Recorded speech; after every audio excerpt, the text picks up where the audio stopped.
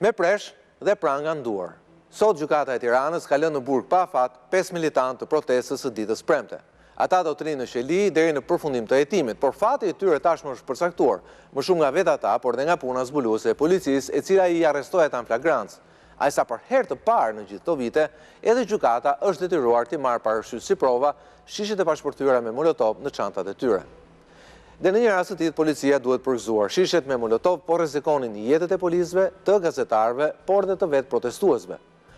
Por molotovët ishin kthyer në një aset jetik për klikën e zvogluar të Biçidolit, pasi pas zhurmës dhe zjarrit të tyre, fshihej braktisja masive që njerëzit po i bënin protestave, dhe tymi ndërkohë mbulonte hapësirat Bosch Bulevard. Përteksa lirimi i të gjithë grupit të rrëmujës sa herë dilnin para gjykatës, thuajse u kishte dhënë natyrën një farë sensi paprekshmërie dhe imuniteti. Jo më. Nga protesta e ardhshme, Sali Berishës do t'i duhet të numërojë të gjithë ata që realisht janë gati të bëjnë bukë të vërtet për të. Por çfarë ndryshoi kësaj radhe? Grupi zjarrit ishte i njëjtë. Të njëjtë ishin dhe policët. Ndryshoi vetëm diçka ose më saktë një emër, Skënder Hita. Kryepolici i ri i Republikës u duk se kishte marrë seriozisht testin e tij të parë me opinionin publik, i cili pavarësisht se mund të jetë ndarë në qëndrimet për qeverinë, është unik te qëndrimi kundër dhunës. Dhunë e cila mund të shërbejë Berishës për hallet e veta, por që shqetësonte një qytet të tërë, i cili bolduron prej 3 dekadash e gjysmë dhunimet që ai i bën çdo vit, e ndoshta edhe çdo ditë. Taktika kësaj radhe e policisë është në fakt edhe detyra ligjore e saj, të parandalojë aktet kriminale, megjithëse Berishës nuk i duket asgjë kriminale kur vjen puna të arrijë qëllimet e tij.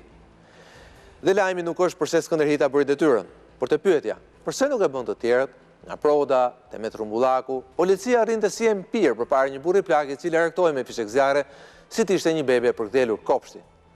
Përse kësaj radhe policia ishte kaq profesionale sa rrëmuja nuk zgjate më shumë se 2 minuta në bulevard dhe jo më shumë se 3 para kuvendit. Çfarë nuk shkonte te drejtorët paraardhës, pa aftësia apo dëshira për të lëshuar pak litar Sali Berishës? Një gjë më thuhet me siguri, në ndërtimin e Skënder Hitës policia nuk është më si më parë. Hita, një ushtara karriere, e njeh shumë mirë rrjetën e Merimangës ku punon prej disa dekadash. Ai me sa duket ka dhe imunitetin e dur për të rezistuar, siç ka rezistuar deri tani, infeksionit të lartë që gjendet i përhapur thuajse në mënyrë endemike në këtë rrjet. Për këtë mjaft shurtos zhvendimi që ai mori një ditë më parë. Jo më policë në rrugët kombëtare. Sipas urdhit të drejtorit të ri, prania e këtyre patrullave ishte krejtësisht e panevojshme, sa kohë shteti ka bler pajisjet e duhura për të matur shpejtësinë e makinave, për të identifikuar targat, bile dhe për të fotografuar dhe fytyrat dhe portretet e shoferëve në shkelje. Atëherë pse duheshin këto patrulla? Sigurisht ato shqetësonin njerëzit, ishin shkëtyrë në burim frustrimi dhe humbje kohe, por në fund fare nuk është problemi zgjidhej, përkundrazi, rëndohej, pasi gjobën si një copë letër t'i azisoje me një rishpet. Kështu shkelja mbuloi me korrupsion dhe kështu ti kishe mundësi ta bëje atë sërish. Duket banale, por nuk është. Vetëm me këto 2 lëvizje, në 2 ditë, Shqipëria në mentalitet ka hedhur 2 hapa të vegjël drejt një imazhi më europian të vendit.